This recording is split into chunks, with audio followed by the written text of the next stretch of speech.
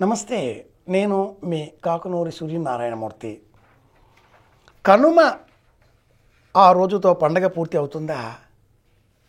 సంక్రాంతి పండుగ 3 రోజులా 4 రోజులా? భోగి, సంక్రాంతి, కనుమ, ముక్కనుమ అన్న పేరిట ఈ పండుగని 4 రోజులా పాటించేటటువంటి పద్ధతులు రాయలసీమ ప్రాంతంలో మనం గమనించవచ్చు. ఈ 4ంటిలో ముక్కనుమ చాలా ప్రత్యేకతతో కూడుకున్నది.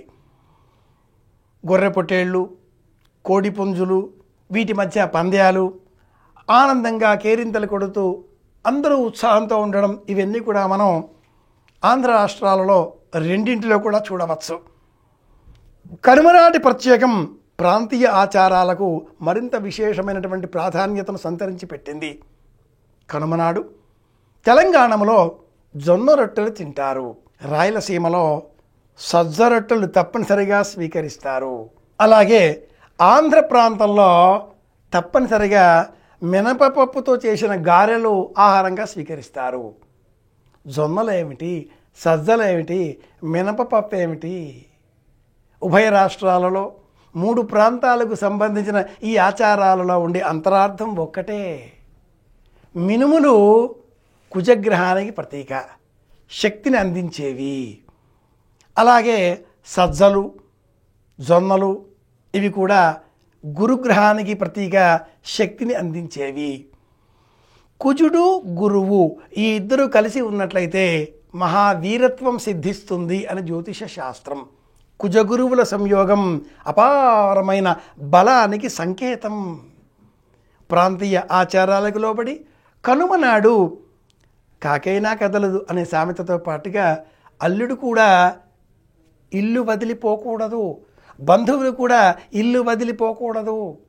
బియ్యము, ఉప్పు, నూనె, కారం వీటితో చేసినటువంటి అనేక పదార్థాలను సంక్రాంతి రోజున సుష్టుగా ఆరగించిన సంప్రదాయం.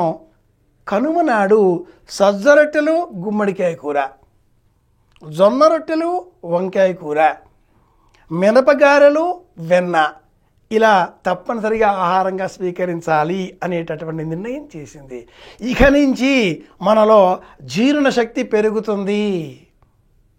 ఇది నేపథ్యం.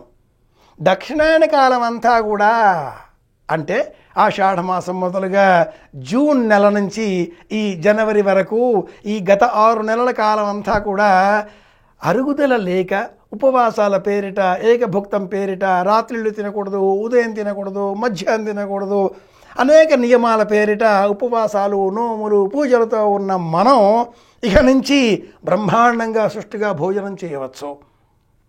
చాలా కఠినమైనటువంటి పదార్థాలు జొన్నలైనా, సజ్జలైనా, మినుములైనా. మాషే మేషే గతం వయః అనే ఒక సంస్కృత సామెతను కూడా మనం ఇక్కడ జ్ఞాపకం తెచ్చుకోవచ్చు. కనుక ప్రాంతీయ ఆచారాలకు లోబడి గురువు, కుజుడు ఈ గ్రహాల అనుగ్రహం పొందే నిమిత్తమై తప్పనిసరిగా మినుమును స్వీకరించాలి, సజ్జ రొట్టెలు తినాలి, జొన్న రొట్టెలు తినాలి, ఆరోగ్యంగా జీవితాన్ని మలచుకోవాలి అంటూ సంప్రదాయజ్ఞులు, ప్రాచీనులు పండుగలను ఆచరించే విధానంలో ఈ పద్ధతులను అంతర్భాగం చేశారు. శాస్త్రబద్ధంగా పండుగను ఎలా నిర్వహించుకోవాలో తెలుసుకుందాం, పాటిద్దాం. మళ్ళీ కలుసుకుందాం. మీ కాకునూరు సూర్యనారాయణమూర్తి. శుభమస్తు.